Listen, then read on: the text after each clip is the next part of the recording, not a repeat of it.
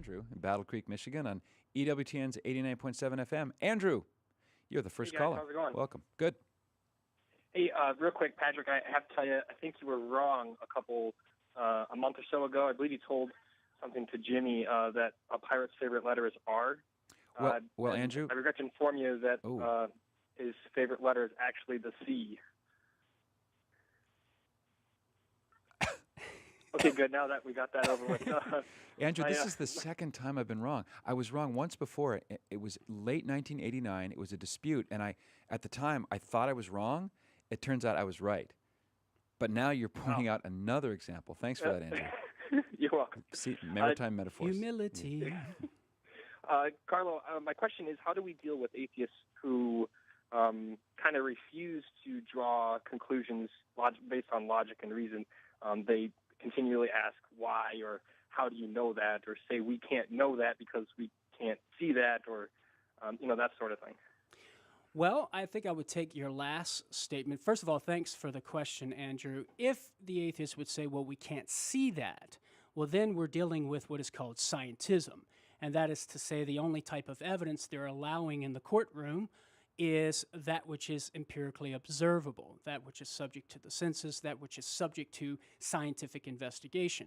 But I'm sure, Andrew, as you know and as our listeners know, the worldview of scientism is a self-refuting proposition because there's no scientific experiment that you can conduct in order to prove the truth value of that statement, namely, the only type of evidence is scientific evidence. The richest irony of all. That's right. That it's the scientism is unscientific. That's correct. Yeah. That's correct. It's a metaphysical proposition. Now, in regard to if they're just not willing to go through if the problem is they're not willing to go through the logical arguments, perhaps you could respond to the atheist and say, well, would you accept my claim by just saying, well, God exists without any sort of argumentation? Hopefully they would respond, no, you need to give me some proof for that. Atheists are very fond of putting the burden of proof on us as theists, which I would agree with. We're making a positive claim, God exists, and we need to provide evidence for that. No atheist would accept our belief in God by simply saying, oh, well, he exists, you just got to believe it. So that would be a second possibility.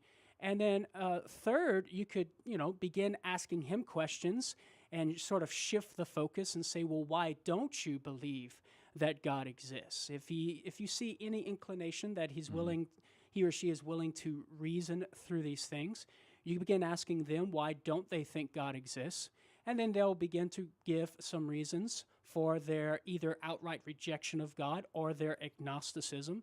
Trent Horn's fond of saying, he always says, you could ask the atheist, what is the one argument that you think is the best possible argument for God's existence, and what's wrong with it?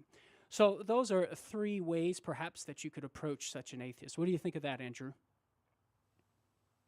I think those are good. I never thought about turning around and asking them questions, because usually they respond to me with those things. But if I'm asking them the questions and they can't respond, they answer my questions. There's the key. That's right. Can you prove a godless universe? What's your evidence that God doesn't exist? Correct. And that begins the dialogue. And when they begin to go through those various reasons, you can begin to see the fallacies in the reasoning. You can begin to see where they're going wrong. Maybe they haven't quite defined their terms correctly. They might be misunderstanding, our understanding of God. And they might be rejecting a God that we would reject too, as often happens in dialogue between theists and atheists.